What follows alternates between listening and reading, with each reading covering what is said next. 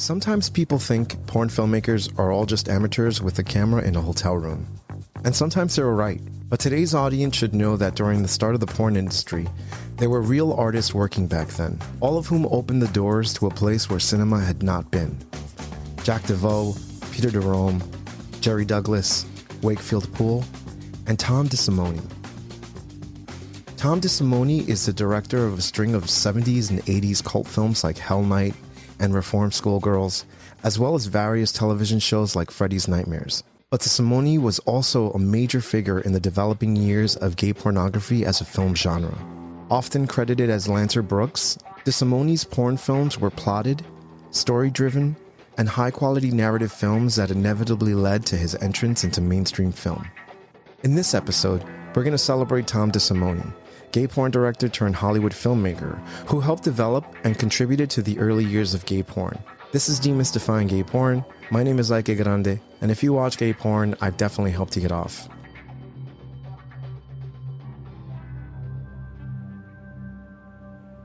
Before we continue, I want to remind you to help this channel by clicking the subscribe button and selecting the bell icon for notifications to see more content like this.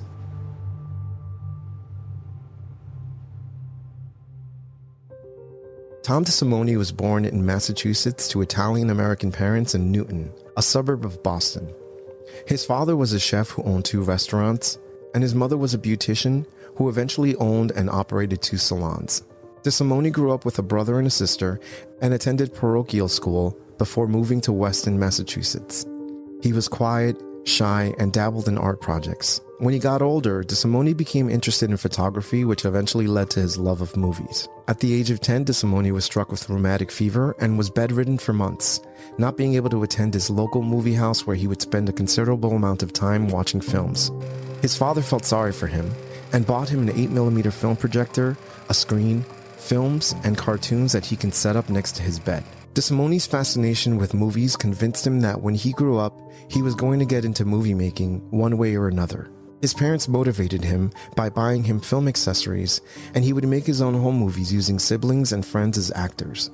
After high school, DeSimone got his BA at Emerson College in filmmaking before moving to California and attending UCLA Film School, where he did graduate work in film. After graduation, DeSimone got a job as an assistant editor on a small independent film through UCLA's Placement Center for Graduated Students, where he would catalog film cuts and keep notes for the editor.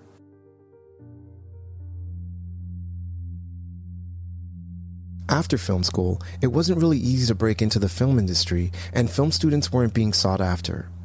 He was briefly assigned to direct a film called Terror in the Jungle, but he left the production due to an array of problems. At the same time DeSimone started waiting tables, adult film theaters started popping up everywhere. The Park Theater in downtown LA opened, and they were screening porn loops. Someone then suggested to DeSimone that he can make some money if he tried to make a film. He contacted the Park Theater and got the name of owner Shan Sales and landed an interview. DeSimone went ahead and shot a loop filled with sexual activity, showed it to the owner, and DeSimone was hired on the spot. The owner made him a studio with cutting rooms, a soundstage, and anything he needed to turn out features for his theater. The first film he would make was called The Collection.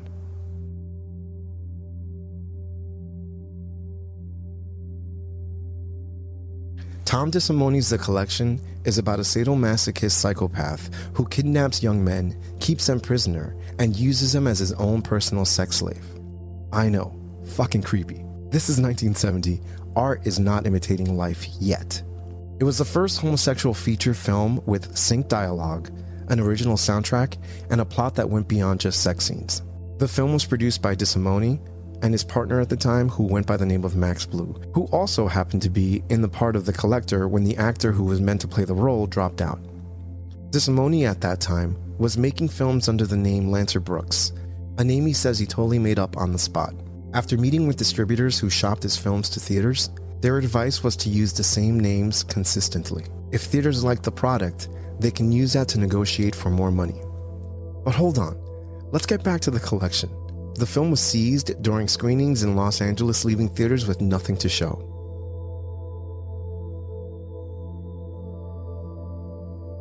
So one thing that can be noted from watching Tom DeSimone's films is that he does a great job working with porn models with no experience. Although he admits it was challenging, he recalls blocking all the action in his films in advance and breaking down the script scene by scene and even indicating where the dialogue would be in close-up, two shots, or masters. He would film short sections working with the models on just a few lines. Many times the actors would be blown away when they came to see the screening of the film.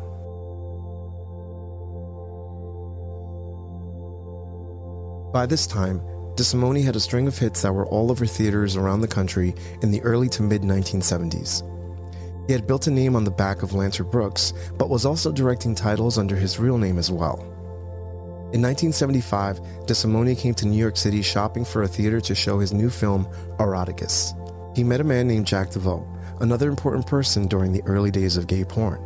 DeVoe was running the 55th Street Playhouse and riding on the success of Boys in the Sand, but was looking for movies to follow it up. DeSimone and DeVoe began working on projects together. DeVoe was inexperienced as a filmmaker but wanted to give it a try. DeSimone spent a summer in New York working on several projects and came back to LA with The Idol, produced under DeVoe's company, Hand in Hand. I think what I was trying to impress here upon the audience that it's good for, or it's okay for two men to have an emotional sexual experience besides just a physical sexual experience. Too many times in these films or even in life, guys come together, they click, they have sex, and then that's the end of it, you know.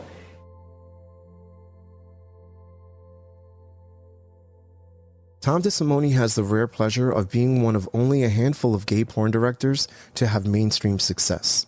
DeSimone was a very well-known writer, producer, and director of gay porn at the same time Casey Donovan and Wakefield Poole were in the business. He was prolific, having made 80 hardcore films at that point.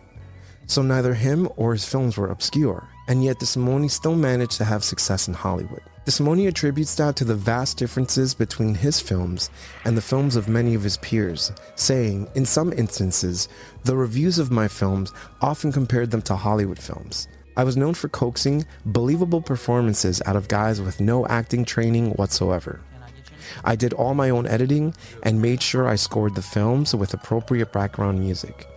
In some cases, I also did the camera work to be sure that I was putting up on the screen what I wanted my vision to be. I studied the Hollywood classics for years, and I also had a master's degree from UCLA Film School. My being gay had nothing to do with my work. It had always been my ambition to work in mainstream films, and making porn was just a stepping stone for me, a chance to practice my art until the big break came. And that practice paid off. A gay producer rented a porno film that DeSimone had directed and was so impressed with the film, he tracked DeSimone down and introduced him to two other producers. Those two producers financed DeSimone's first Hollywood film.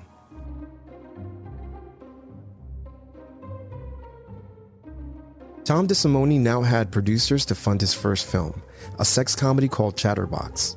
Originally a straight porn film DeSimone planned to shoot called Lips, the film is about a girl with a talking vagina. The producer of Chatterbox, Bruce Curtis, was also a friend of Linda Blair. He came across the script for Hell Night and talked to both Linda Blair and Tom DeSimone into making the film. DeSimone also worked on a cult classic called Reform School Girls. I remember watching this movie when I was definitely too young to be watching this movie. However, it left an imprint in my memory, and I was pleasantly surprised when I found out this one was made by Tom DeSimone.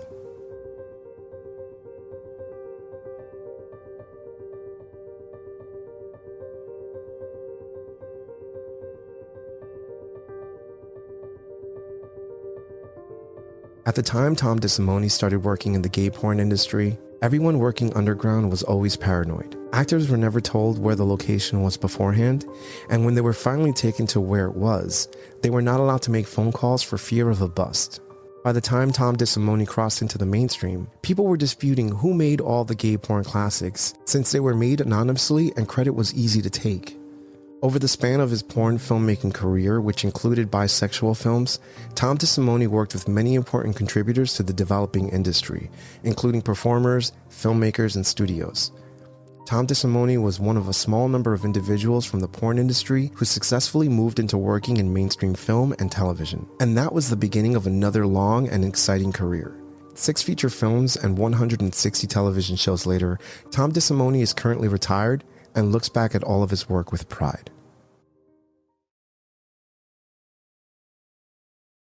Fun fact, if you were a child or young during the 1980s, You would probably remember the TV show Freddy's Nightmares, a short-running TV series in the Krueger universe. Although not starring Robert Englund's Freddy Krueger in every episode due to the show's budget, Freddy's Nightmare was an anthology horror show featuring scary stories. Tom DeSimone directed 11 episodes over the series' 2-season run. DeSimone loved the experience of working on the series, saying, "It was tons of fun. Lots of blood and body parts on the set every day, bursting bloody bags, broken bones, heads getting lopped off. It was a laugh a minute every day." You've been watching Demystifying Gay Porn. I am your host, Ike Grande. Demystifying Gay Porn can be found on every podcast directory as well as YouTube. Demystifying Gay Porn is on Twitter, Instagram, TikTok, Telegram. If you like what you're watching and want to be a part of the process, head over to patreon.com/demystifyinggayporn, where you can help this YouTube channel and I can continue making content like this. Once again, this is Demystifying Gay Porn. My name is Ike Grande, and if you watch gay porn, I've definitely helped you get off. Cheers.